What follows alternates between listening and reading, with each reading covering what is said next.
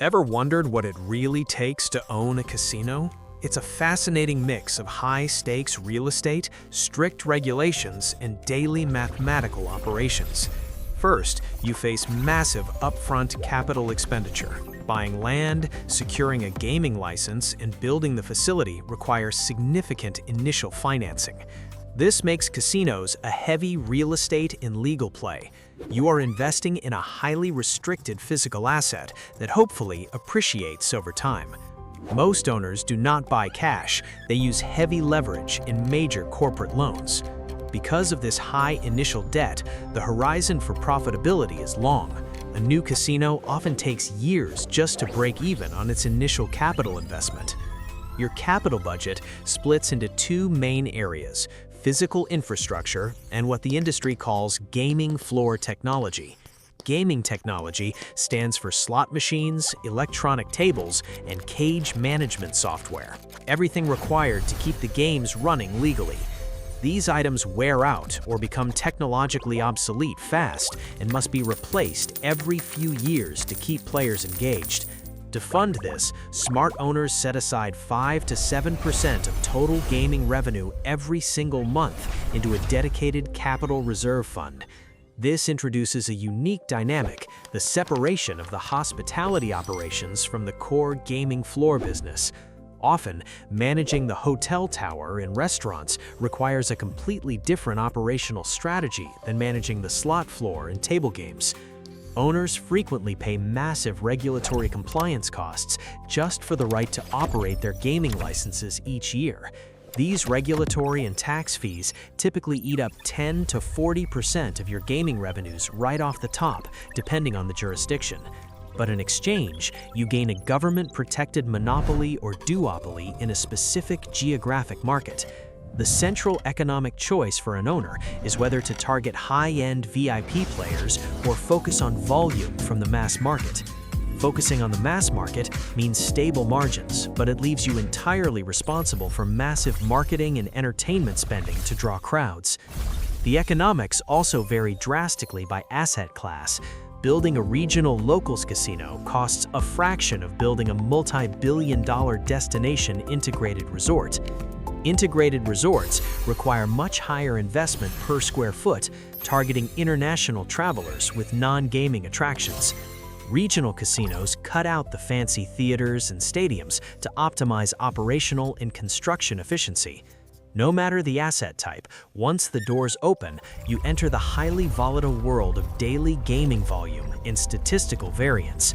Unlike retail, casino inventory is driven by pure mathematics. The house don't need luck. It relies entirely on the mathematical law of large numbers. This brings us to the first major metric: house win percentage. It measures the percentage of total wagered money the casino keeps after all payouts. The second core metric is theoretical win. This tells you the average amount the casino expects to win based on the total volume of bets in the specific house edge. Combine theoretical win with the actual daily hold, and you get variance, the short-term fluctuations that cause casinos to lose money on any given day. A simple line graph shows the casino win jumping wildly day by day, but over millions of rounds, the actual revenue always matches the house edge. To maximize player lifetime value, casinos use sophisticated database marketing and player tracking systems. Every time a player slots their loyalty card, the casino tracks their average bet size, time played, and calculated theoretical worth.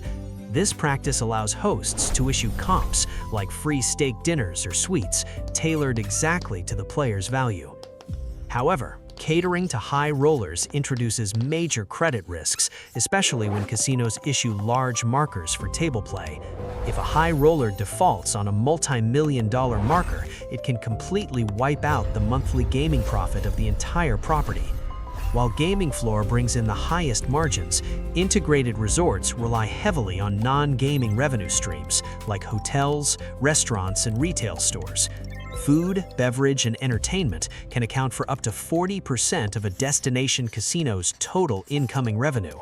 Because of these blended revenue sources, owners track RevPAG, or revenue per available square foot, to measure how effectively every inch of the property generates cash.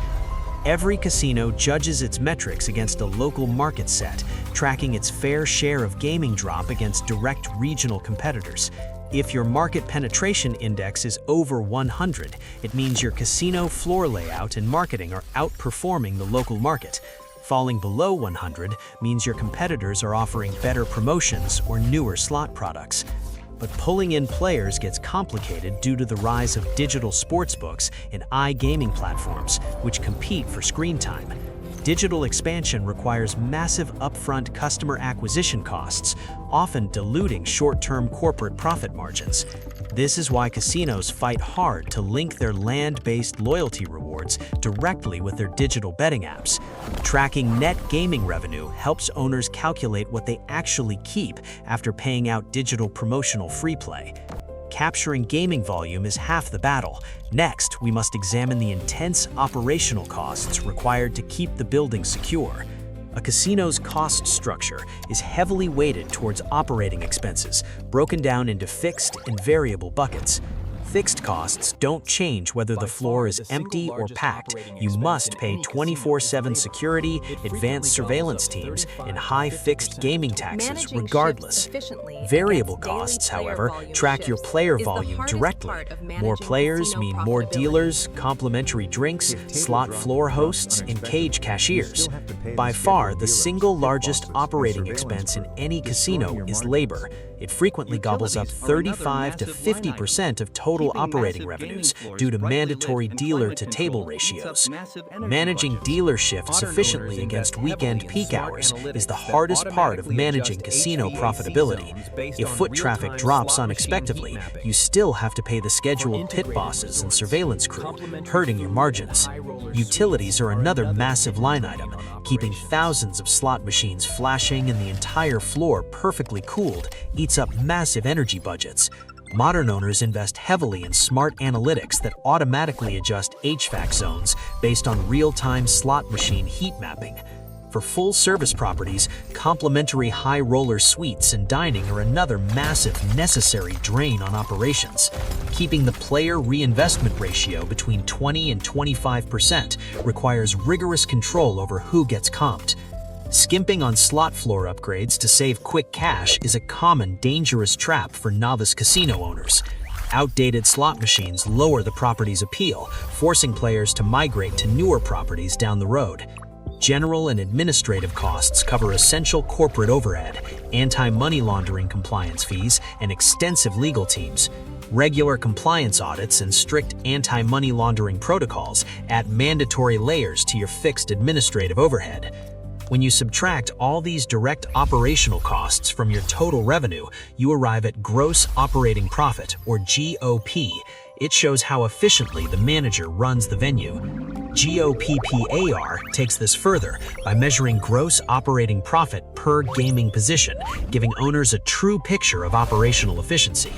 A casino can have amazing table volume, but if labor overhead and compliance fines are out of control, its GOPPAR will look terrible. Most casino managers earn higher incentive bonuses when they keep the property's operating margins above strict corporate targets. This means managing cash flow cycles is critical. High-volume weekend event profits must cover the fixed expenses during slow midweek days. Once GOP is calculated, we take the final step down the financial waterfall to see what the owner actually takes home. To understand true asset performance, owners look at EBITDAM, or earnings before interest, taxes, depreciation, amortization, and management fees. EBITDAM removes the distorting effects of specific corporate management structures and property lease arrangements, allowing investors to evaluate the core gaming engine. In a well-run casino, a healthy EBITDAM margin typically lands between 30 and 40% of gross revenue. From EBITDAM, the owner pays down heavy debt interest obligations and corporate income taxes. Non-cash expenses like slot machine depreciation are deducted here, offering valuable tax shields to real estate investors. What remains at the very bottom is the net operating income, or NOI. Investors use NOI to calculate the property's cap rate, or capitalization rate, which dictates its current market valuation. A lower cap rate implies lower investment risk and a much higher market sale price for the casino property. Ultimately, institutional casino buyers focus heavily on the internal rate of return, or IRR, across a multi-year hold period. Real casino wealth is built via this dual engine, collecting annual cash flow operations while banking on long-term property appreciation at final sale. However, this asset class carries elevated risk due to its acute sensitivity to regulatory shifts and economic downturns. When a recession hits, consumer discretionary spending gets slashed and entertainment budgets immediately drop. Unlike commercial office spaces with stable 10-year leases, a casino releases its gaming spaces to players second by second. This makes casino revenues highly volatile during unexpected market shocks. But this instant repricing is also a massive advantage. The house edge remains constant, allowing owners to capture inflation adjustments immediately as wagering volumes rise. Successful ownership requires a leadership team that masters both real estate investment and operational security controls. A computer screen displays complex rows of real-time data streaming into clean operational efficiency charts. A checkmark pops up. When these variable components align perfectly, the financial returns can significantly outperform traditional commercial real estate investments. It is a high-stakes, capital-intensive business, but the rewards are massive for those who execute flawlessly.